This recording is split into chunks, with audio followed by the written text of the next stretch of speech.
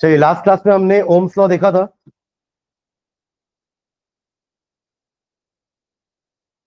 ठीक है, ये लॉ किसके बारे में बात कर रहा था? हमारे पोटेंशियल डिफरेंस और करंट के बारे में। ध्यान देंगे, इसके पहले ऑलरेडी हमने चार्ज क्या होता है देख लिया था, है ना। किसी भी बॉडी की प्रॉपर्टी है जिसके कारण वो कोई इलेक्ट्रिकल फिनोमिना शो कर रहा है। पॉजिटिव चार्ज होते हैं, नेगेटिव चार्ज होते हैं। यहां हमने इलेक्ट्रॉन का एक चार्ज देखा था कि एक इलेक्ट्रॉन का चार्ज कितना होता है, 1.6 इंटू 10⁻⁻19 कूलम, है ना। ये हमारा टोटल चार्ज का फॉर्मूला है। अगर हमारे पास n नंबर ऑफ इलेक्ट्रॉन्स हैं तो उसको मल्टीप्लाई करना है किसके साथ? E के साथ, यानी कि एक इलेक्ट्रॉन के चार्ज के साथ, तो हमारा टोटल चार्ज आ जाएगा। उसके बाद हमने देखा था कि इस चार्जेस को मूव कैसे कराएंगे, तो उसके लिए हमें कुछ ना कुछ पोटेंशियल यानी कि एनर्जी की रिक्वायरमेंट होगी। वो होता है work done per unit charge, जिसको अपन ने क्या नाम दिया था? जूल पर कूलम, या फिर अपन क्या बोल रहे थे इसको? वोल्ट। ये हमारा सेकेंड टर्म था इलेक्ट्रिसिटी चैप्टर का। थर्ड हम देखे थे कि अब चार्जेस पढ़ लिए हैं, चार्जेस को मूव कराना सीख लिए हैं। बीच में हमने कंडक्टर क्या होता है देख लिया था, इंसुलेटर क्या होता है देख लिया था, सेमीकंडक्टर, सुपर कंडक्टर, क्योंकि इन चीजों में ही चार्ज क्या करेगा? फ्लो करेगा। और इसी फ्लो ऑफ चार्ज को हम क्या बोलते हैं? Current, which is rate of flow of charges. और ये क्या था आपका?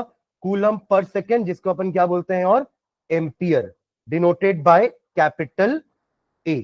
तो ये तीनों चीजें पहले अपन ने पढ़े थे, कुछ न्यूमेरिकल देखे थे बेस्ड ऑन दिस फॉर्मूला। ये तीनों फॉर्मूला के बेसिस में कुछ न्यूमेरिकल देखे थे अपन। उसके बाद हम बात किए थे कि इस करंट को भी फ्लो होने के लिए क्या चाहिए? एक पाथ चाहिए, जिसको अपन ने क्या नाम दिया था?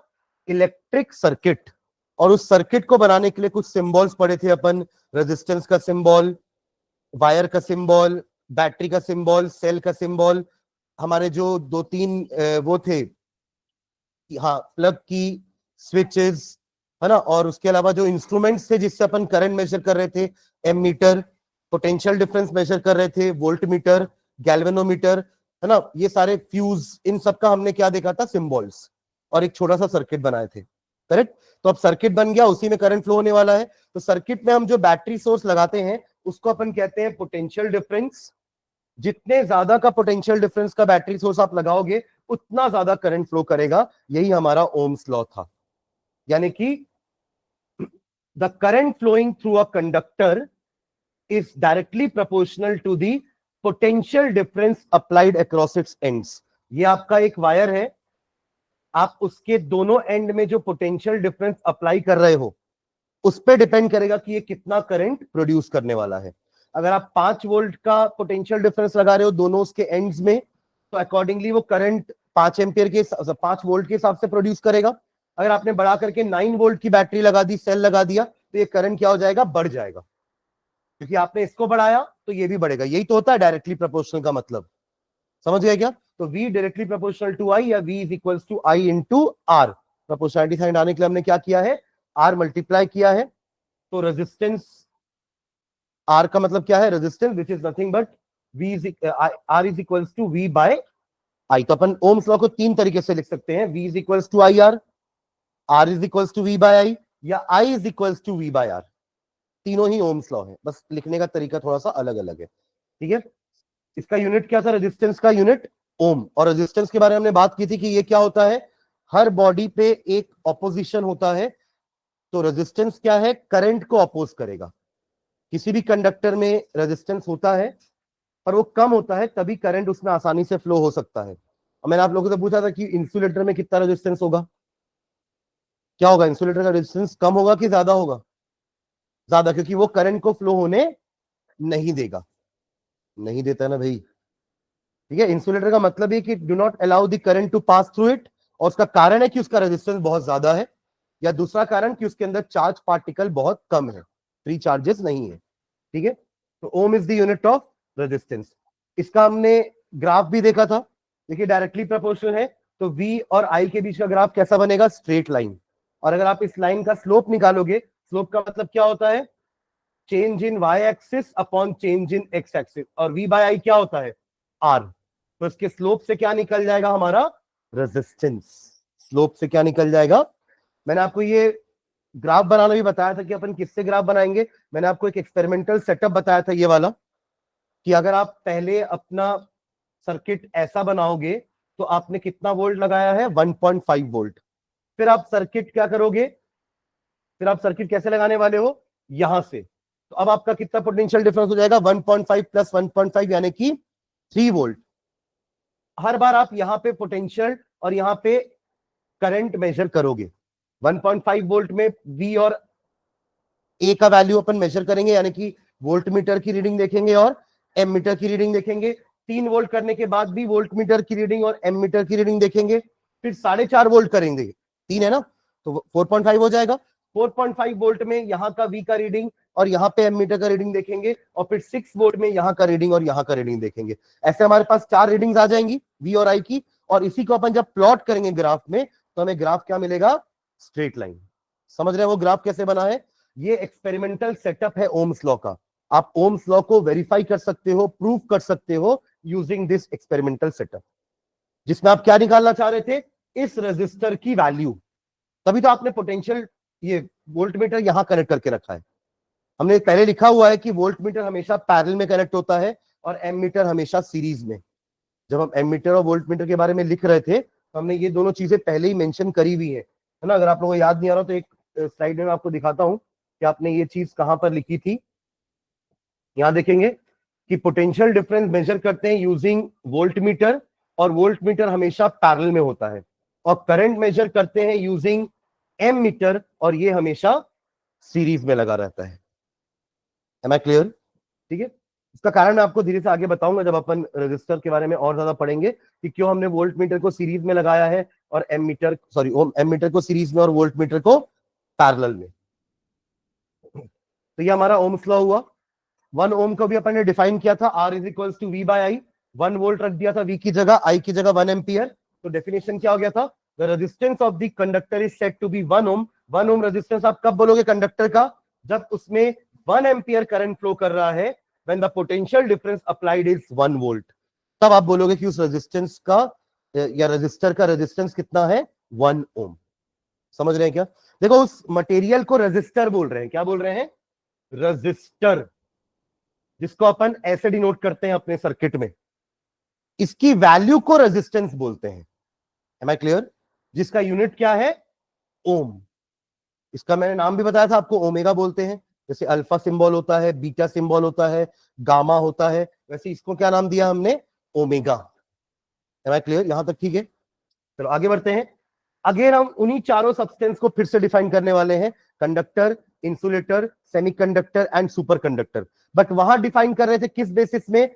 On the basis of free charges. On the basis of free charges, कि किसके पास फ्री चार्जेस ज्यादा होंगे वो हमारा अच्छा कंडक्टर होगा। जैसे यहां पे अपन क्या देखे थे कि इंसुलेटर के पास कोई फ्री चार्ज नहीं है, सेमीकंडक्टर के पास फ्री चार्ज है, पर कितना है? स्मॉल नंबर में है। वही कंडक्टर के पास मिलियंस बिलियंस में है, और इसके पास, सुपर कंडक्टर के पास तो और ज्यादा नंबर ऑफ क्या है? फ्री चार्जेस है। तो यहां हमने फ्री चार्जेस के रेस्पेक्ट में चारों मटेरियल को डिफाइन किया था। अब हम उन्हीं चारों मटेरियल को फिर से डिफाइन करने वाले हैं, बट किसके रेस्पेक्ट में? रेजिस्टेंस के रेस्पेक्ट में। कि जिसका रेजिस्टेंस सबसे ज्यादा है वो हो जाएंगे इंसुलेटर, वेरी हाई, ठीक है। सेमीकंडक्टर का मॉडरेट, है ना। लो किसका होगा? कंडक्टर्स का। और सुपर कंडक्टर का ऑलमोस्ट जीरो, तभी तो एकदम हैवी करंट फ्लो कर रहा है। नहीं, नेगेटिव नहीं, वेरी लो। रेजिस्टेंस नेगेटिव कैसे हो सकता है? रेजिस्टेंस या तो होगा या तो नहीं होगा। होगा तो बहुत ज्यादा होगा, है ना, या कम होगा या बहुत कम होगा। तो ये आपका कौन सी कैटेगरी में आएगा? बहुत कम वाली कैटेगरी में। ये कम है, ये मीडियम है, और ये वेरी हाई है। समझ रहे हैं? अकॉर्डिंगली करंट इसमें जीरो है, इसमें लो करंट है, इसमें इसमें हाई करंट है, और इसमें वेरी हाई करंट। क्लियर है क्या? तो वही चारों मटेरियल फिर से आए हैं, बट इसको डिफाइन करने का तरीका अलग है बस।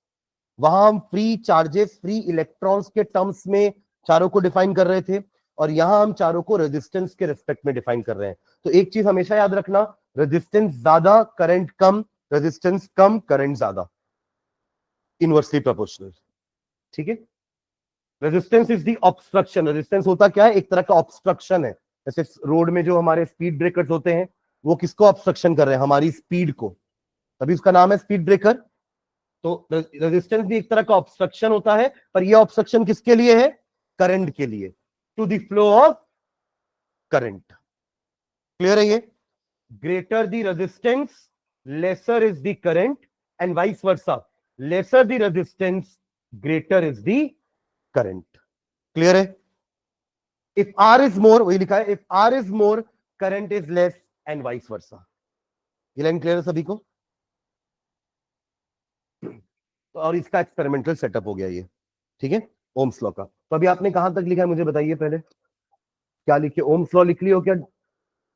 हाँ, ये बना भी लियो, ये ग्राफ बना लिए हैं, रेजिस्टेंस का डेफिनेशन लिख लिए 1 ओम का। तो एक एक्सपेरिमेंटल सेटअप भी यहीं बना लो पहले, उसके बाद फिर हम मटेरियल में आएंगे। एक्सपेरिमेंटल सेटअप बना लो ओम्स लॉ का जल्दी से यहीं पर। इसको ध्यान से देखना कि अपन ने यहाँ पर डॉटेड लाइन से इनको बनाया है। इसका मतलब ये है कि पहले अपन इसका स्टडी करेंगे, फिर यहां लगा करके स्टडी करेंगे, फिर यहां लगाएंगे, और फिर फाइनली यहां लगाएंगे। तो अपन 4 रीडिंग लेने वाले हैं। क्लियर है? चलिए जल्दी ड्रॉ करिए इसको।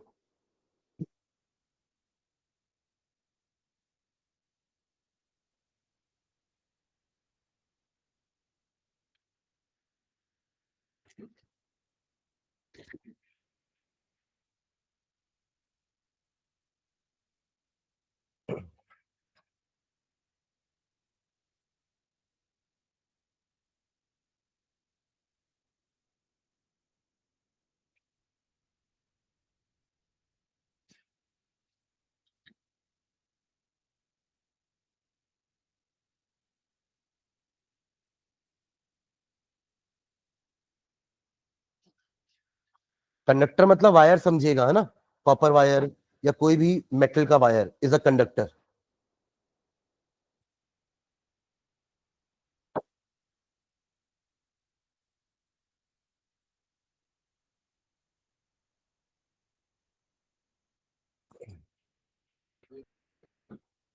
नहीं, बताता हूँ इसको। इसके बाद अपन वो चारों मटेरियल डिफाइन करेंगे ना, insulator, conductor, semiconductor, super conductor, in terms of resistance.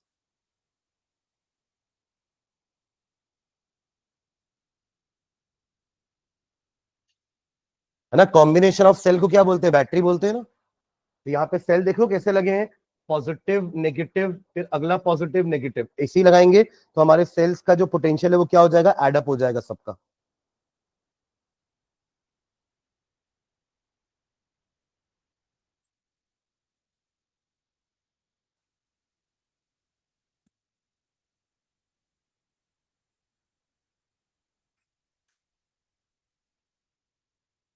मौली भी आप लोग के स्कूल में ही है? और ये समृद्धि और माही? शुभम पेपर कैसा गया? शुभम तो आप लोग के स्कूल में है ना? अच्छा गया। देन बन गया डायग्राम। चलिए चारों मटेरियल को डिफाइन करिए इन टर्म्स ऑफ रेजिस्टेंस, ये भी लिख लो।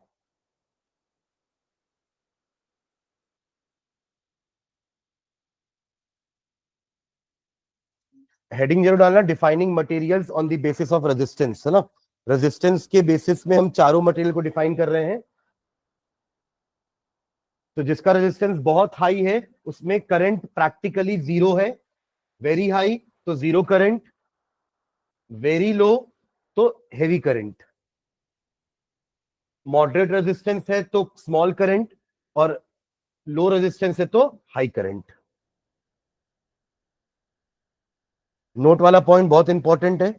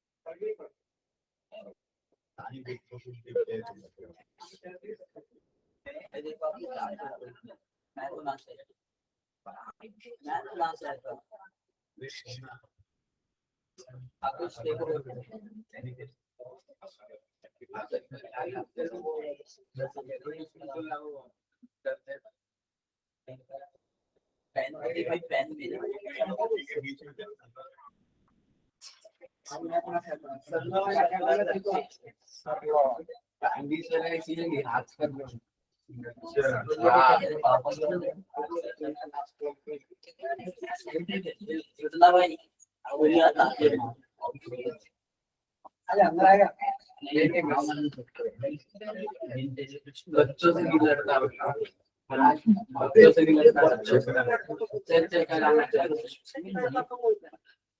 आना तेरे से नहीं लड़ता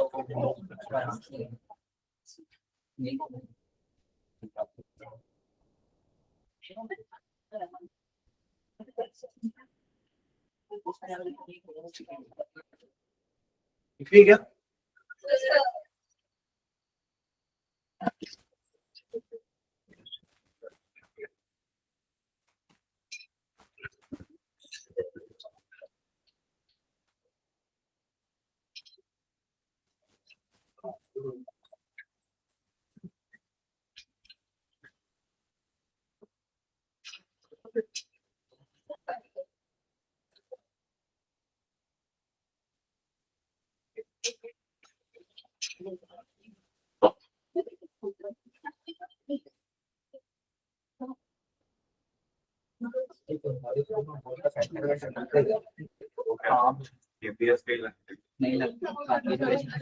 बातें नहीं।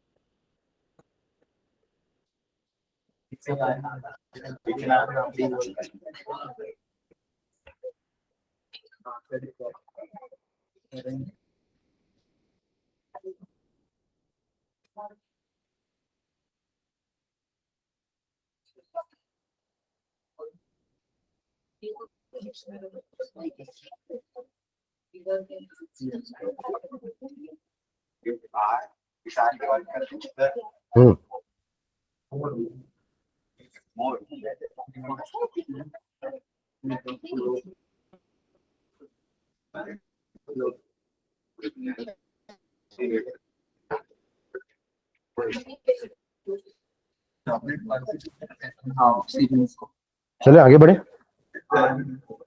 चलिए नेक्स्ट टॉपिक देखते हैं, फैक्टर्स अफेक्टिंग रेजिस्टेंस। क्या बचा है क्या?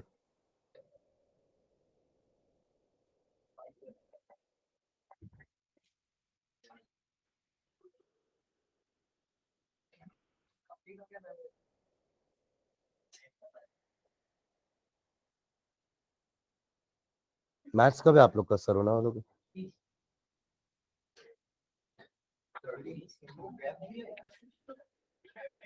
चलो बढ़ो आगे। चलिए, तो रेजिस्टेंस जो है ना 3-4 फैक्टर्स पे डिपेंड करता है किसी भी कंडक्टर का। मतलब ऐसा नहीं कि एक वायर का रेजिस्टेंस फिक्स होता है ना। रेजिस्टेंस को हम वेरी करा सकते हैं, चेंज करा सकते हैं, कुछ फैक्टर्स पे डिपेंड करता है। जैसे कि एक होता है लेंथ ऑफ द कंडक्टर, है ना। एक वायर समझ लीजिए कि छोटा वायर है, उसका लेंथ कम है, और एक वायर जो है वो लंबा वायर है, उसकी लेंथ क्या है? ज्यादा। दोनों ही कॉपर वायर हैं, पर एक लेंथ वाइज छोटा है, एक लेंथ वाइज बड़ा है। तो R is directly proportional to length. इसका मीनिंग क्या हुआ? जिस जिस वायर का लेंथ ज्यादा होगा उसका रेजिस्टेंस भी क्या होगा? ज्यादा होगा। ये होता है इसका मीनिंग। समझ रहे हैं क्या? तो लेंथ ऑफ द कंडक्टर पे कैसे डिपेंड कर रहा है? The resistance of the conductor is directly proportional to length of the conductor, that is R directly proportional to L. L मतलब length of the wire, length of the conductor. ठीक है। Area of cross section पे inversely proportional करता है। यानी कि अगर एक दोनों कॉपर के वायर हैं पर एक वायर थोड़ा पतला है और एक वायर थोड़ा मोटा है, एरिया ऑफ क्रॉस सेक्शन क्या है उसका ज्यादा है। तो उस केस में जिसका एरिया ऑफ क्रॉस सेक्शन ज्यादा होगा उसका रेजिस्टेंस कम हो जाएगा। अब ऐसा समझना कि दो गलियां हैं, है ना, एक पतली गली और एक मोटी गली है, तो ज्यादा आसानी से आप किससे निकल सकते हो, तो बस करंट भी तो वैसे ही है ना। तो अगर ज्यादा आसानी से वो मोटी गली से निकल पा रहा है यानी कि रेजिस्टेंस कम होगा, तभी तो आसानी से निकल पा रहा है। Resistance and current are inversely proportional, समझ रहे हैं क्या। और वही अगर पतली गली है तो वहां से निकलने में मुश्किल होगी, यानी कि रेजिस्टेंस ज्यादा है, रेजिस्टेंस ज्यादा मतलब करंट कम। ठीक है, तो एरिया ऑफ क्रॉस सेक्शन ज्यादा, रेजिस्टेंस कम, एंड वाइस वर्सा, अगर एरिया ऑफ क्रॉस सेक्शन कम तो रेजिस्टेंस ज्यादा हो जाएगा। ठीक है, तो ये दो फैक्टर समझ में आ गया आपको, है ना। तो पहले इन दोनों को नोट कर लो। हेडिंग डालेंगे factors affecting resistance. Factors affect, ये हेडिंग का मतलब समझ में आया ना आपको, कि ऐसे कौन कौन से फैक्टर्स है जो रेजिस्टेंस की वैल्यू को चेंज कर सकते हैं, एक वायर के रेजिस्टेंस की वैल्यू को चेंज कर सकते हैं। तो हमारा हो गया एक वायर का लेंथ और एक वायर का क्रॉस सेक्शन एरिया। आप ये समझ लीजिए कि पाथ, मतलब अगर वायर लंबा होगा तो चार्जेस को ज्यादा फ्लो करना पड़ेगा सर्किट कंप्लीट करने के लिए, तो रेजिस्टेंस ज्यादा हो गया। छोटा वायर होगा तो चार्जेस हाँ जल्दी फ्लो हो जाएंगे, यानी कि करंट ज्यादा होगा, करंट ज्यादा मतलब रेजिस्टेंस कम।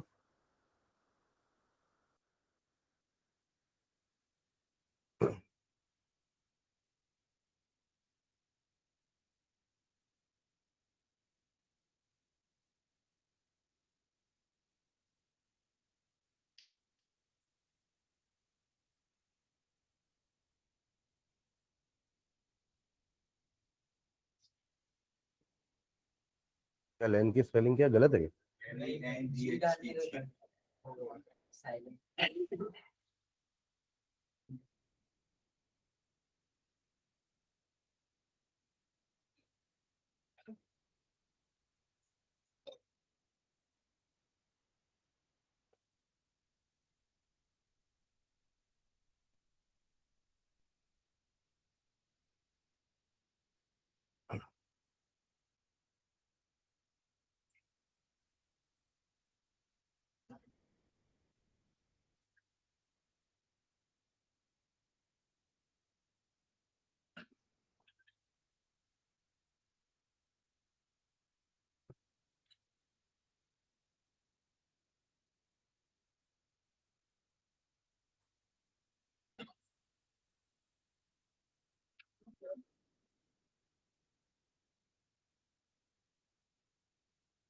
जो एरिया ऑफ क्रॉस सेक्शन का डेफिनेशन लिखा समझ में आया, क्या लिखा, it is the area of conductor perpendicular to the flow of current, perpendicular to the direction of flow of current.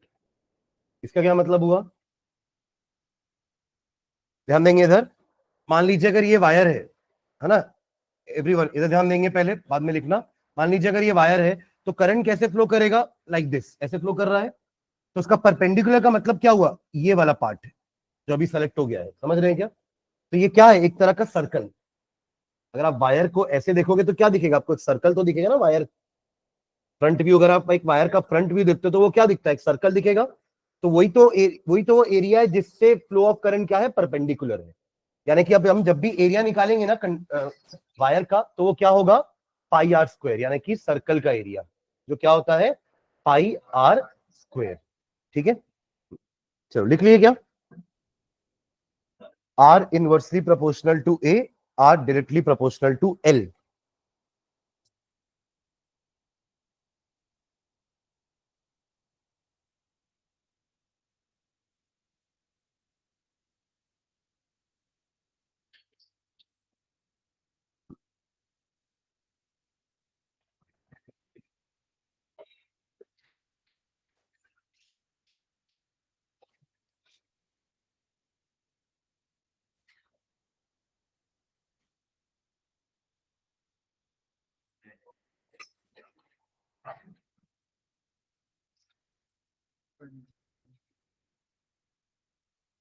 आगे बढ़े, इन दोनों फैक्टर को कंबाइन कर देते हैं तो क्या हो जाएगा, R directly proportional to L by A हो जाएगा, क्योंकि आर एल से डायरेक्टली प्रोपोर्शनल है और ए से इनवर्सली, तो कंबाइन करेंगे तो ऐसा लिख सकते हैं अपन, अरे हाँ या ना। और ये प्रोपोर्शनलिटी साइन को हटाने के लिए हम एक और कांस्टेंट मल्टीप्लाई कर रहे हैं और वो है हमारा रो। इसका नाम है रो, RHO। सिंबल इसका ऐसे बनाएंगे, समझ रहे हैं क्या? और इसको कहते हैं अपन resistivity of the material, resistivity of the material. और ये रेजिस्टिविटी आपके मटेरियल टू मटेरियल में चेंज होगी। मतलब आप कॉपर का कितना भी छोटा वायर लो या कितना भी बड़ा वायर लो या कितना भी पतला या मोटा वायर लो, मटेरियल तो कॉपर ही है ना, तो रेजिस्टिविटी हमेशा क्या होगी? सेम। जैसे चीजों की डेंसिटी सेम होती है कि नहीं होती है? डेंसिटी कांस्टेंट है ना। आप 1 लीटर पेट्रोल लो या 10 लीटर पेट्रोल लो, पेट्रोल की डेंसिटी तो फिक्स है। In the same way resistivity की वैल्यू भी क्या होती है? फिक्स होती है। ये लेंथ और एरिया ऑफ क्रॉस सेक्शन से चेंज नहीं होगी। रेजिस्टेंस चेंज होता है बट रेजिस्टिविटी की वैल्यू किस पे डिपेंड करती है? मटेरियल पे। अगर आप मटेरियल चेंज करोगे तो हाँ रेजिस्टिविटी चेंज होगी, बट अगर मटेरियल सेम है, लेंथ अलग अलग है, एक कितना बड़ा कॉपर वायर है, कितना छोटा कॉपर वायर है, तो उनका रेजिस्टेंस अलग अलग हो सकता है बट उनकी रेजिस्टिविटी सेम होगी because both are made up of same material, copper. Am I clear? तो रेजिस्टिविटी का मतलब क्या होता है, इसको अपन डिफाइन कैसे कर सकते हैं? तो आप यहीं से देखो रो का वैल्यू कैसे निकालोगे।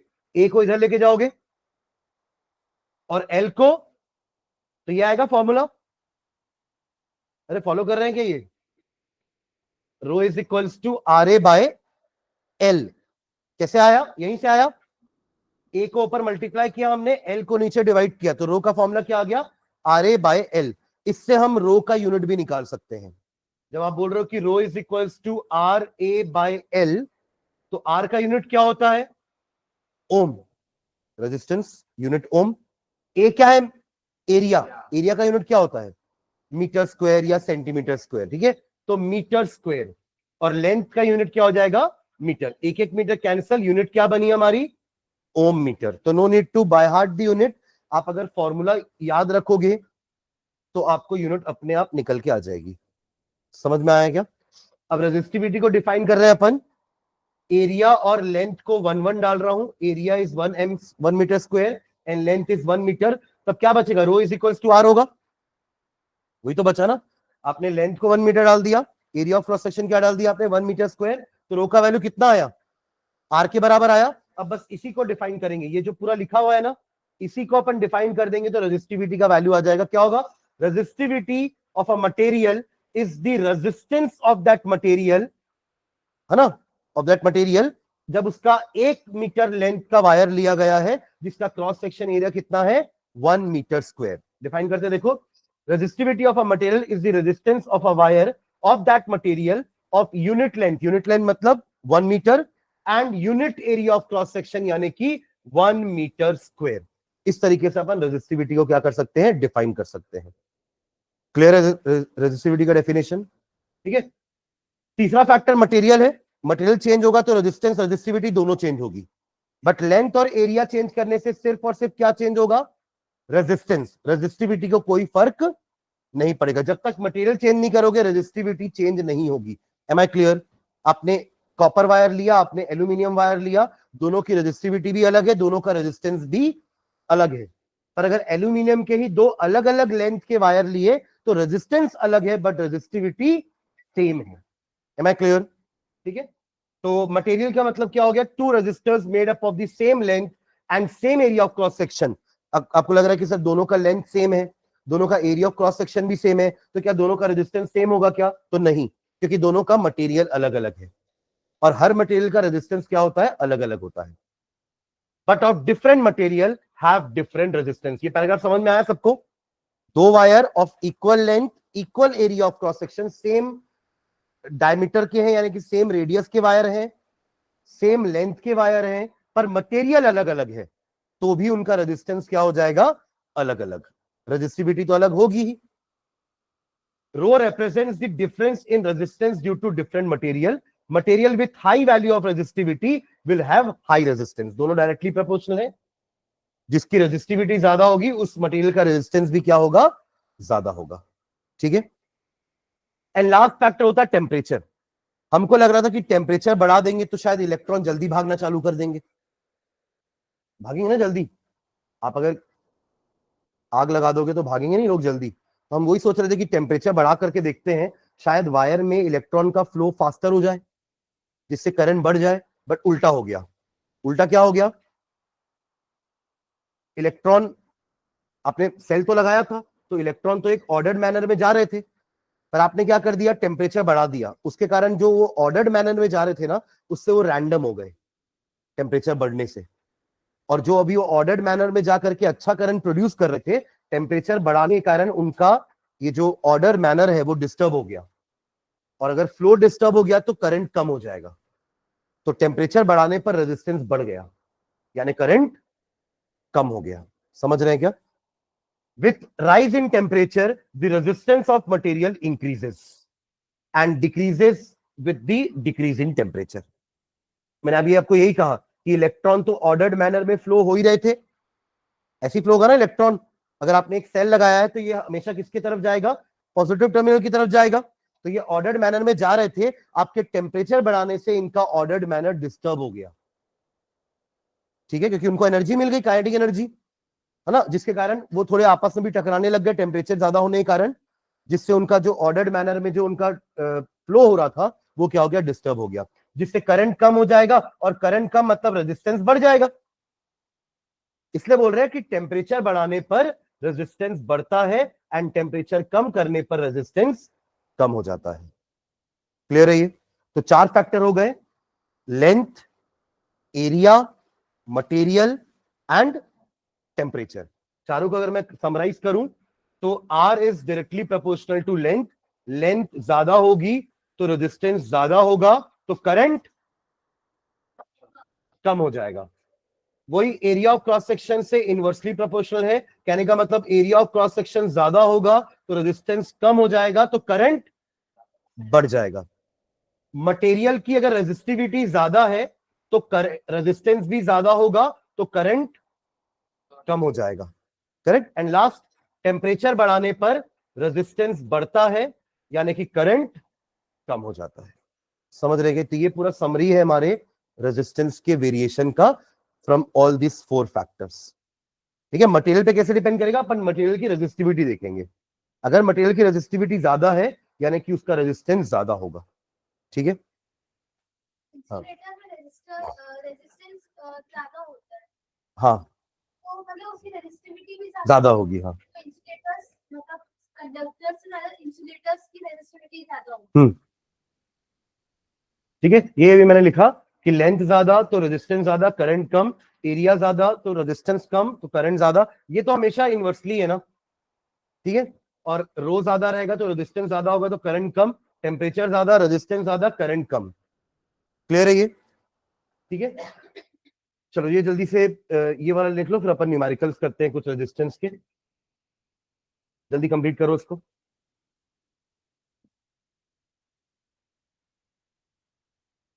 दो फैक्टर अपन लिख चुके थे, दोनों को कंबाइन कर रहे हैं। R directly proportional to L by A हो जाएगा। प्रोपोर्शनलिटी साइन हटा करके कांस्टेंट मल्टीप्लाई कर रहे हैं। रेजिस्टिविटी, रो उसका नाम लिख लेना जरूर से, है ना, कि उसको क्या बोलते हैं? रो बोलते हैं। उस सिंबल का नाम रो है। तो अपन 2 नए सिंबल पढ़े इस चैप्टर में, एक ओमेगा, ओम, और एक रो। ठीक है,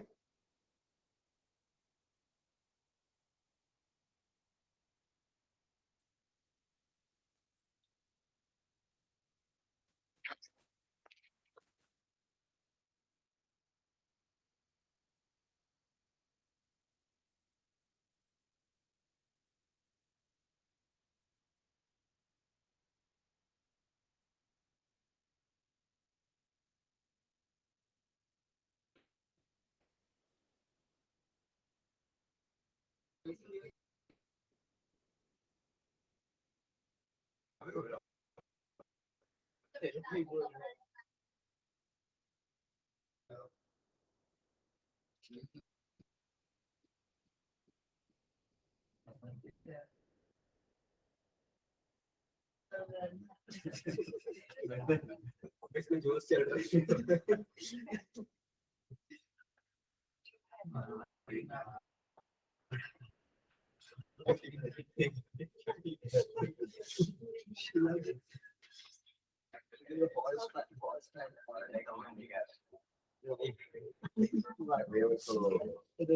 तेरे को जरूरत है बोलना कुछ दिन बोल रहा हूँ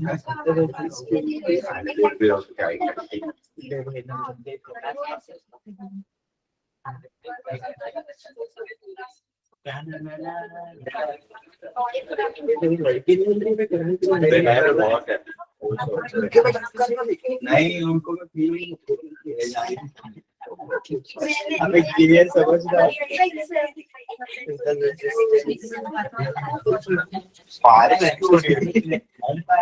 ज्यादा ही बोल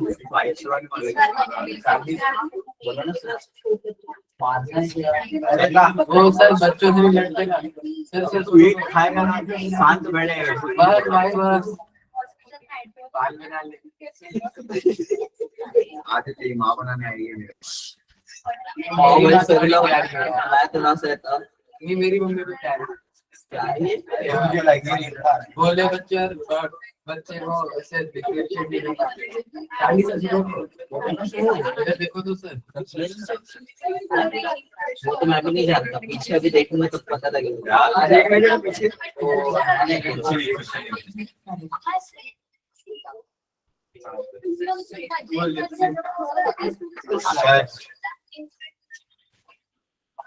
भाई को थोड़ा आकाश भाई बोल रहा है मैं कुछ नहीं भाई डर गया मैम गुड मॉर्निंग इवनिंग है 5 बज गया 5 नहीं बज रहा बातें नहीं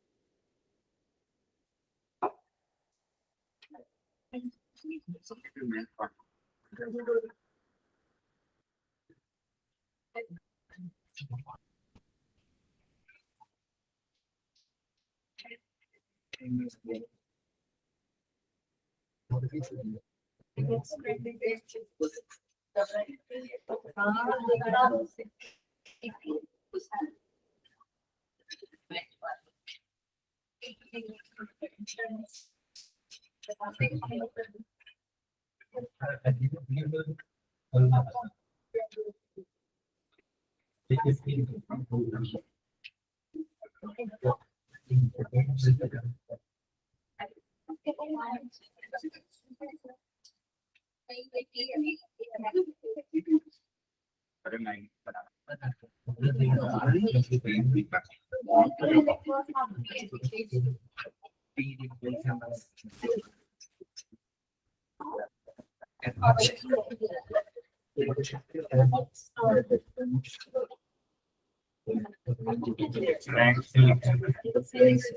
पीछे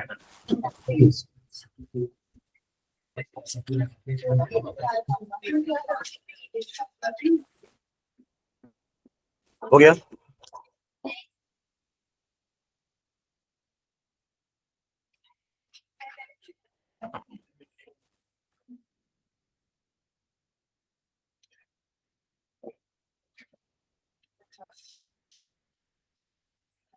ये डायग्राम मत बनाना हाँ बना दी तो छोड़ो काट मत देना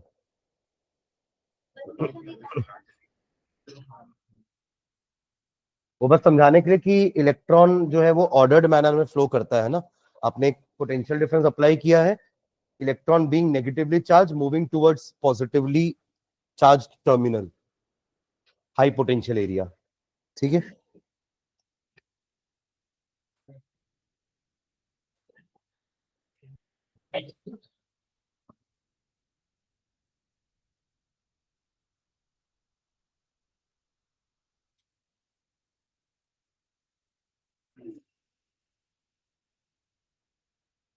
हो गया, आगे बढ़े।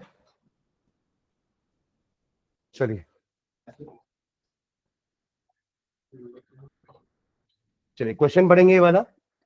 Find the resistance of a nichrome wire. Nichrome एक तरह का एलॉय होता है ना, एलॉय समझते हैं क्या होता है ना, हम अलग अलग मेटल्स को मिला करके एक और टाइप का सब्सटेंस बनाते हैं कुछ प्रॉपर्टी को इंप्रूव करने के लिए। जैसे यहाँ पे अपन ने रेजिस्टेंस बढ़ाने के लिए नाइक्रोम बनाया है ना। हमारे मेटल का क्या होता है, रेजिस्टेंस कम होता है तभी उसमें आराम से करंट फ्लो कर पा रहा है। तो अलग अलग मेटल को मिला करके हम एक एलॉय बना दिए जिसका रेजिस्टेंस बढ़ गया। तो नाइक्रोम लिया हमने। Find the resistance of a nichrome wire. नाम से समझ में आ रहा है ये दो चीजों से मिलकर के बना होगा, निकल एंड क्रोमियम, है ना, इनके नाम भी ऐसे ही होते हैं, निकल and chromium wire of length 1 meter and area of cross section 2 millimeter square. The resistivity of nichrome is 100 into 10 to the power minus 6 ohm meter. आपको निकालना क्या है, रेजिस्टेंस। तो फॉर्मूला क्या है हमारा, R is equals to row L by A। R is equals to L by A तो था ही ना, और ये रो कहां से आया था, प्रोपोर्शनलिटी से हटाए थे तो रो आया था। तो रो हमें गिवन है, L गिवन है और A गिवन है, वैल्यू पुट करेंगे रेजिस्टेंस आ जाएगा। बस एक काम हमें करना पड़ेगा, वो ये है कि ये mm स्क्वायर को मीटर स्क्वायर में कन्वर्ट करना पड़ेगा। बस यही एक एक्स्ट्रा काम हमें करना पड़ेगा, क्योंकि ये ओम मीटर में है, लेंथ भी हमारी मीटर में है, तो आप एरिया को mm स्क्वायर में नहीं ले सकते। सुन रहे हैं क्या। तो 1 mm का मतलब क्या होता है, 1 mm इज नथिंग बट 10⁻³ मीटर। मिली मतलब क्या होता है, 10⁻³ जैसे किलो मतलब होता है 10⁻3, वैसे मिली क्या होता है 10⁻⁻3। सुन रहे हैं। तो 1 मिलीमीटर का मतलब कितना होता है, 10⁻³ मीटर। Am I clear. तो मुझे तो मिलीमीटर स्क्वायर को कन्वर्ट करना है मीटर स्क्वायर में, तो अपन क्या करते हैं, दोनों साइड में स्क्वायर कर देते हैं। सुन रहे हैं, will square both the side. तो क्या हो जाएगा, 1 mm square is equals to 10⁻³ metre का होल स्क्वायर। यहां तक फॉलो करें। तो 10⁻³ 10⁻³ दो बार करेंगे तो ऐड हो जाएगा 10⁻6, -9 मत कर देना। हम 10⁻³ का स्क्वायर कर रहे हैं, 3 का स्क्वायर नहीं कर रहे हैं। Am I clear. तो आप 10⁻³ दो बार लिखोगे तो दोनों के पावर सेम है, बेस भी सेम है, तो पावर्स क्या हो जाएंगे, ऐड हो जाएंगे। तो 10 क्या आ गया, -6 मीटर स्क्वायर। तो this is the relationship between millimetre square and metre square. तो आप यहां पर 2 mm स्क्वायर है, तो 2 इंटू 10⁻6 मल्टीप्लाई कर देना, आपका एरिया mm स्क्वायर से मीटर स्क्वायर में कन्वर्ट हो जाएगा। बिना कन्वर्जन के सॉल्व करेंगे तो आंसर गलत आएगा, और वो गलत भी है, क्योंकि हम एक ही चीज की अलग अलग यूनिट यूज नहीं कर सकते एक ही फॉर्मूले में। सुन रहे हैं क्या। अगर मीटर है एक तो सारे मीटर होने चाहिए, या तो सारे मिलीमीटर होने चाहिए, पर हमारा ऐसा यूनिट क्या होता है, मीटर। तो will stick with metre. Am I clear. चलो जल्दी सॉल्व करिए क्वेश्चन को। क्वेश्चन भी लिख लेंगे। Find the resistance of a nichrome wire. Nichrome एक तरह का एलॉय है जिसका रेजिस्टेंस ज्यादा होता है ना। ये हमारे जो इलेक्ट्रिक आयरन में, गीजर में जो कॉइल्स लगी रहती है वो नाइक्रोम की होती है, क्योंकि उसका रेजिस्टेंस ज्यादा होता है, हीटअप जल्दी ज्यादा होगा वो। ठीक है। हाँ वो एलॉय मतलब वही, वो भी किसी ना किसी मेटल को मिलाकर ही एलॉय व्हील्स बनाई जाती है। पर वो एलॉय तो एक सब्सटेंस हो गया, उसका कुछ नाम भी होगा उस एलॉय का। हम्म? जल्दी लिखो। ये ब्रैकेट में मैंने इनका रिलेशनशिप लिखा है ना, 1 mm का मतलब 10⁻³ मीटर होता है, तो 1 mm स्क्वायर का मतलब 10⁻6 मीटर स्क्वायर हो जाएगा।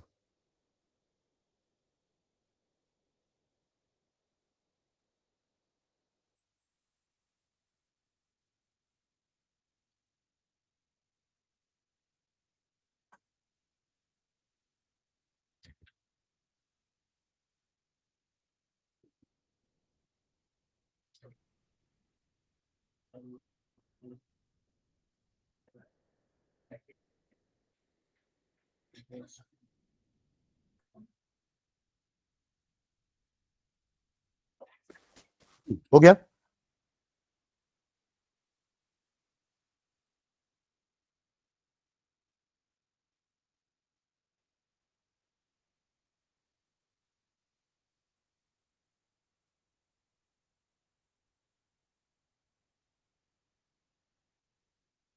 पहले पूरा गिवन लिखा मैंने, निकालना क्या है वो लिखा, आर निकालना था। सबसे पहली लाइन से पता चल गया कि व्हाट इज द रेजिस्टेंस, तो आर में क्वेश्चन मार्क लगा यानी कि आर निकालना है, और बाकी तीनों चीजें हमें गिवन थी।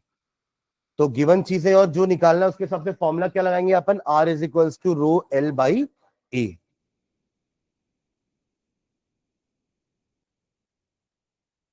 बढ़े आगे।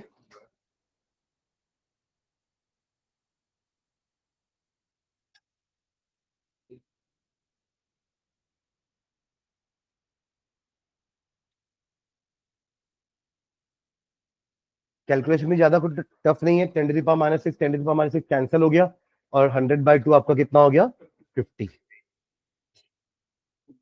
ठीक है, रेजिस्टेंस निकाल रहे हैं तो यूनिट क्या रहेगा आखिरी में, ओम। चलिए नेक्स्ट देखो।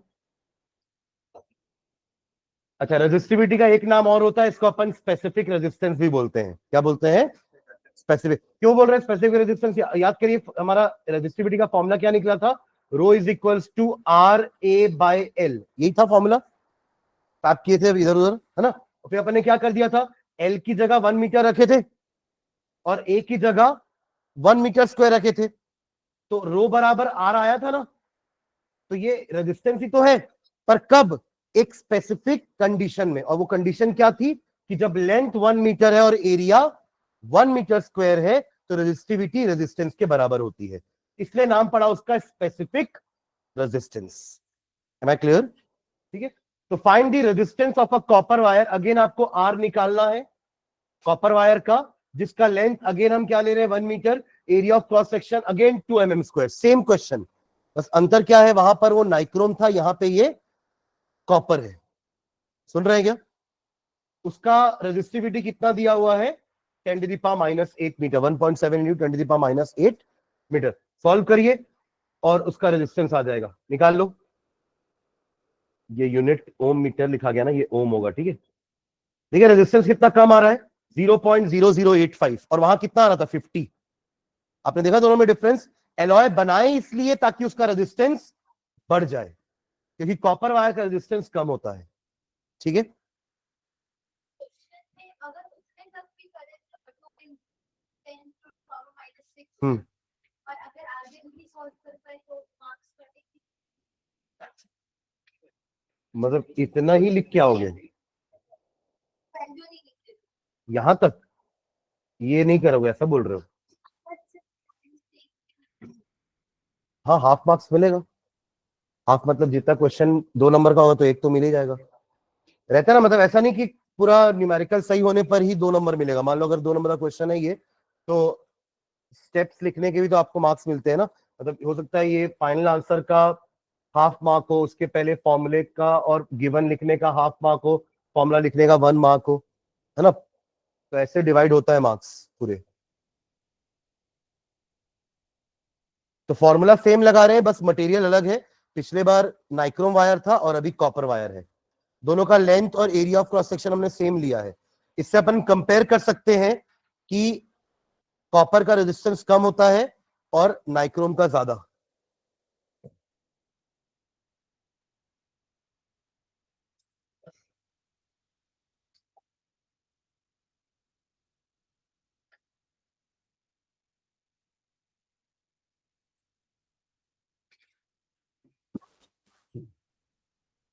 हो गया क्या,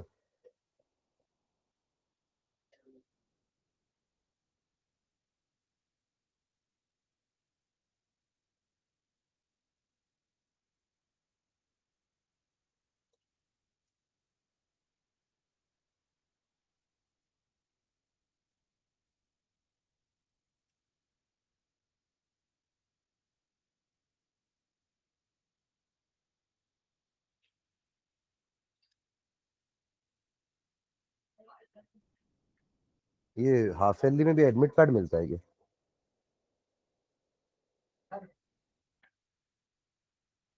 चलो आगे बढ़े।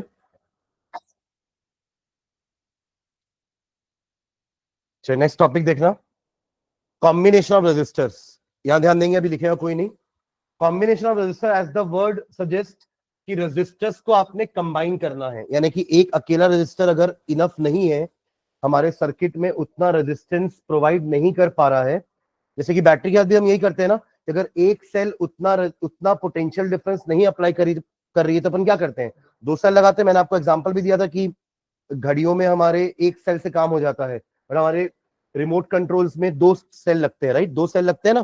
देखिए एक सेल इनफ नहीं है उसको उतना पावर देने के लिए, उतना एनर्जी देने के लिए। इन द सेम वे अगर आपके सर्किट में रेजिस्टेंस इनफ नहीं है, एक वैल्यू से या एक रजिस्टर लगाने से काम नहीं हो रहा है, तो हम मल्टीपल रजिस्टर्स लगा करके उस रेजिस्टेंस को अचीव करते हैं। आप समझ रहे हो मैं क्या बोल रहा हूं? लेट्स से अगर आपके पास 1 ओम का रजिस्टर है, एवरीवन सब यहां ध्यान देंगे, आपके पास अगर 1 ओम का रजिस्टर है, बट आप चाहते हो कि हमारे सर्किट में 5 ओम का रेजिस्टेंस होना चाहिए, पर आपके पास तो 1 ओम का ही रजिस्टर है, तो आप क्या करोगे, इन 1 ओम वाले रजिस्टर को बैक टू बैक 5 लगा दोगे, सीरीज। इसको क्या बोलते हैं कनेक्शन अपन, सीरीज कनेक्शन। सीरीज में रेजिस्टेंस क्या हो जाते हैं, आपस में एडअप हो जाते हैं। यानी कि आपके पास था 1 ओम का ही रजिस्टर, हार्डवेयर जो आपके पास था, है ना, जो मटेरियल आपके पास था वो 1 ओम का ही मटेरियल है, पर आपको उससे 5 ओम अचीव करना है, तो आपने क्या किया, उसके जैसे 5 और लगा दिए, यानी कि 4 और लगा दिए।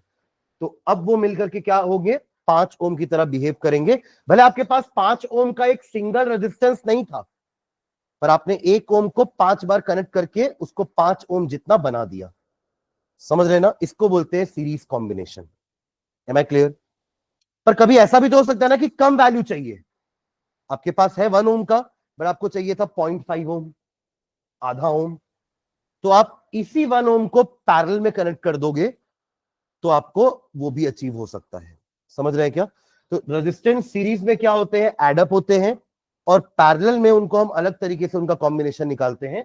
तो in circuits use in appliances a number of resistors are connected in a particular way यानी कि सीरीज या parallel, depending on the requirement.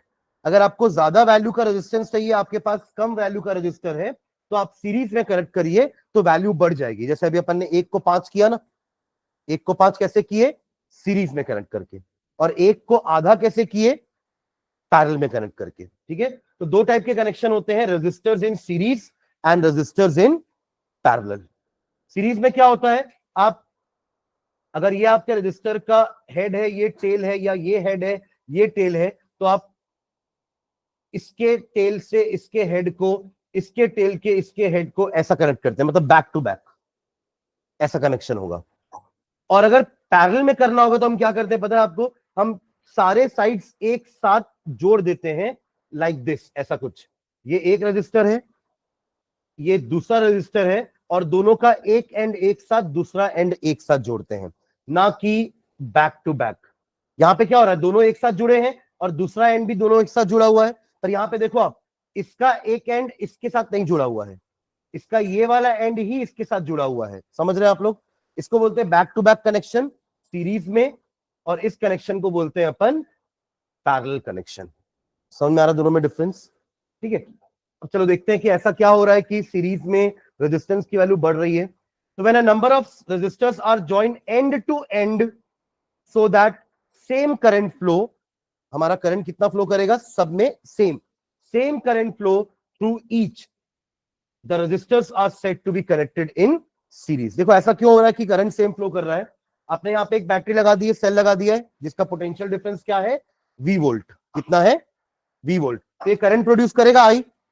अब क्योंकि ये रजिस्टर तीनों सीरीज में लगे हुए हैं, तो इस करंट I के पास कोई अल्टरनेट पाथ है ही नहीं ट्रैवल करने का, तो इस करंट I को यहीं से ट्रैवल करना पड़ेगा। इसका मतलब सारे रजिस्टर में सेम करंट फ्लो होगा। Am I clear? बट वही अगर मैं पैरेलल कनेक्शन करता, तो पैरेलल कनेक्शन देखो कुछ ऐसा होता है, ध्यान देना। और यहां लगा दी हमने एक बैटरी या सेल, ठीक है, करंट निकला यहां से, हमेशा पॉजिटिव एंड से निकलता करंट टुवर्ड्स नेगेटिव एंड। अब जो ये करंट यहां से निकला है ना, यहां तक आने तक तो एक ही पाथ था उसके पास, बट अब यहां आने के बाद उसके पास क्या है, 2 रास्ते हैं। तो यहां पे करंट दोनों में सेम नहीं जाएगा, इक्वल भी नहीं होगा, डिपेंड करेगा कि रेजिस्टेंस की वैल्यू क्या है, तभी तो अपन रेजिस्टर पढ़े। मान लो अगर ये 2 ओम का रेजिस्टर होगा और ये 1 ओम का होगा, तो बताइए कहां करंट ज्यादा जाना चाहिए, 1 ओम में, क्योंकि रेजिस्टेंस कम होता है तो करंट ज्यादा, एंड रेजिस्टेंस ज्यादा होता है तो करंट कम। तो ये आई 2 पार्ट में स्प्लिट हो जाएगा। ज्यादा कहां जाएगा? कम रेजिस्टेंस वाले पाथ में, और कम कहां जाएगा?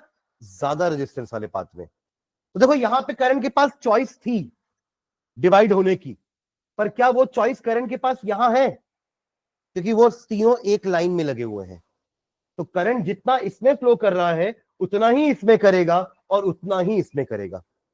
यही हमारे सीरीज कॉम्बिनेशन की खासियत होती है कि सीरीज में जो रजिस्टर्स लगे होते हैं उनमें सेम करंट फ्लो करता है।